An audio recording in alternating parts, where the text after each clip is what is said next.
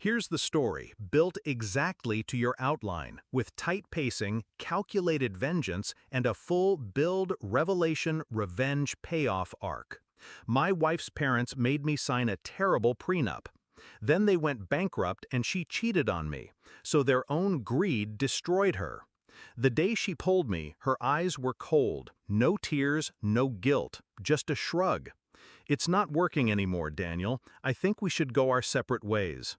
She didn't know I already knew about him, the man she thought she was hiding from me. She didn't know that the separate ways she was so casually suggesting would lead her straight into a trap of her parents' making. I didn't argue. I didn't even ask why. I just looked at her for a long second, gave a small nod, and said, "All right."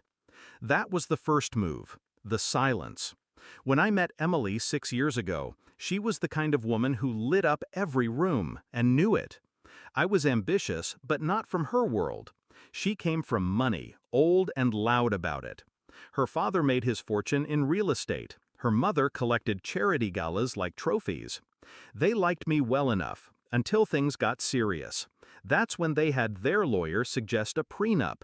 Not a fair one, a lopsided, predatory piece of paper that made it clear, if we divorced, I'd walk away with nothing. No house, no savings, not even my own investments if they were tied to hers. Standard procedure, her father said, smirking as I signed.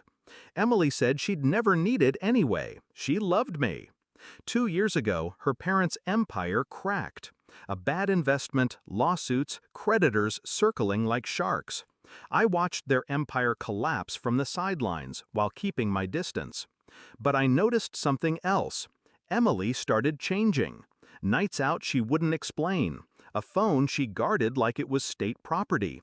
And a coldness in her voice when she spoke to me, like she was already rehearsing life without me. The proof came in the form of a hotel bill. Wrong name on the reservation, but her credit card. The date matched one of her girls' nights.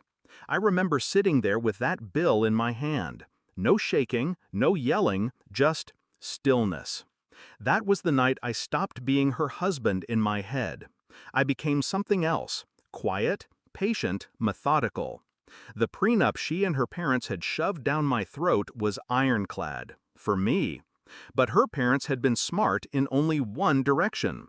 They'd forgotten to protect her if their fortunes ever tanked. Clause 14. In the event of bankruptcy or significant financial loss by either party's family, all jointly held assets revert to the other spouse in full. At the time, it was meant to protect her. Ironically, her father had insisted on that line to shield her from my potential failures. But their bankruptcy triggered it. Everything, our house, investments, accounts, slid neatly into my name.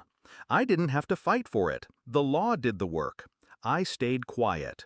While she was slipping off to hotels, I was meeting with accountants, moving assets, selling properties under her nose, locking her out of accounts she didn't even know existed. And then, when every last thread of our shared life was tied in my fist, I let her speak those words. "I think we should go our separate ways." The day she walked out, she thought she was walking into freedom. She moved into his apartment, took a suitcase of clothes and the confidence of someone who thinks they've won. 2 weeks later, the papers arrived at her new address. Divorce proceedings, clean, efficient, and devastating. No assets in her name, no house, no investments. Her voice messages started 2 days after that. The first was angry. "You can't just take everything, Daniel. That's not how this works." The second was shaky. I didn't realize the prenup said that. My lawyer, he's saying I might have signed without." The third was just crying. I didn't respond to any of them. The confrontation came in the form of a mediation meeting her lawyer insisted on. She walked in pale, thinner, the arrogance stripped from her posture. "You planned this," she said quietly, across the table. "I just followed the rules your father said," I replied. "The ones you made me sign." Her hands trembled. I watched her search for anger, for a weapon. She found none. When the mediator confirmed the final settlement, her getting nothing but the clothes she'd left with, She stared at the table like she'd been hollowed out. I walked out of that room lighter than I'd felt in years. Her parents had wanted to protect her from me. They'd made sure I had no way out but their way. And in doing so, they'd given me the perfect weapon. They built the cage. I just closed the door. And as far as her tears 2,000 miles away, well, she can cry into as many voice notes as she wants. I stopped listening the day she thought I wouldn't read a hotel bill.